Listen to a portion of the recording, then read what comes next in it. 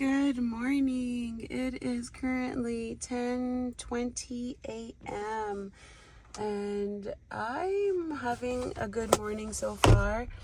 Last night was obviously really good, and just because I have one good day doesn't mean the next day has to be like great, but because I wanted it to be great, I didn't pray for it to be great. I just asked and manifested for it to be great. And my little marbles up here are working, and I googled something, and as of right now I can't mention it because it's going to be a surprise. So we're going to head there soon. I am so excited. Oh my god, like when I woke up it was like 5 a.m. and today I could not meditate. Like I was just not with it. I had like some reminiscing thoughts that brought me like a little bit of like in a mood, which is okay because I am learning to accept the thoughts, process them, and then get rid of them. And so that was going on. And then later I woke up again. So I figured that because I'm not going to be sleeping, I might as well stay awake. So then I had positive thoughts, and then I'm writing stuff down. So leading up to now, it was just a matter of like continuing the idea that the day will be great. Just because I wake up on the wrong side of the bed doesn't mean the rest of the day is ruined, because they're just thoughts within the moment, and those thoughts can't linger.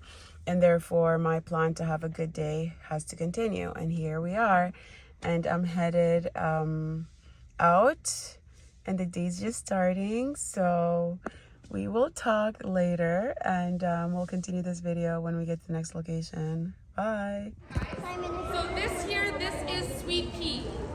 Now Sweet Pea, she is actually 26 years old.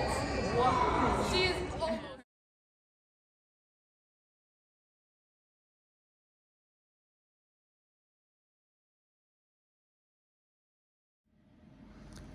Okay, so it is currently 9:37 p.m.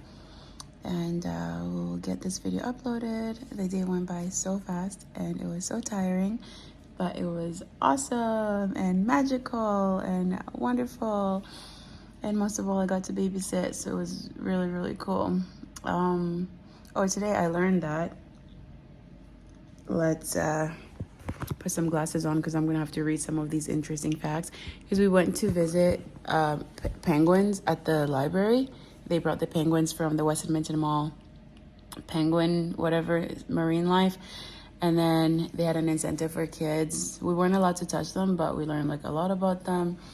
I was a bit too excited, probably more than the children, because the moment we found out it was an African penguin, I was like, oh my God, it's from home. Like, so the woman that was presenting told us that like the reason why we have to be more than 3 feet apart is because penguins actually they poop every 10 to 18 minutes.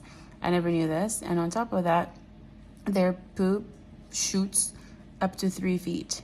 So that's why we had to like sit away from them. And then the other interesting facts they were saying, I wrote a few down because I was like, that's actually fascinating. One of them is that they're the African penguins are the third smallest penguins in the world.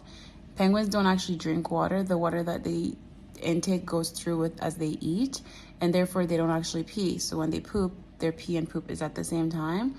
And since they have a lot of salt intake, they actually sneeze a lot. And the reason why they sneeze is because they're like their own filtration system. So as they desalinate themselves, and then the pure water stays, and then the salt comes out through sneezing.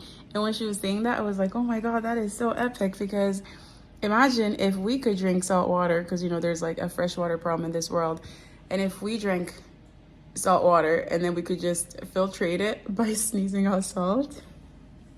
I don't know why I was thinking about this, but I got so distracted once I heard that they sneeze out salt.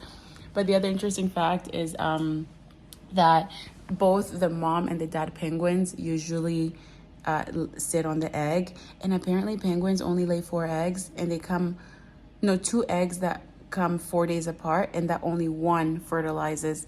Therefore, per year or every 50 days, they can only get one baby. And I was like, oh my God. And then the coolest thing about our penguins in Edmonton is that there's actually a pair of penguins that birth twins, which is very rare in the penguin kingdom, and we happen to have both of them in Canada.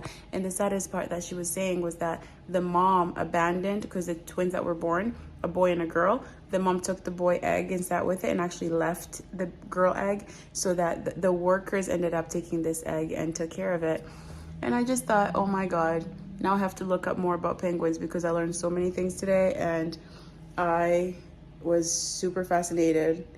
And then one of their other response mechanisms is that, because they have to swallow the fish whole, their gizzard, so that it doesn't get trapped with the fish, they shake their wings, I guess you want to call them wings, or flappers.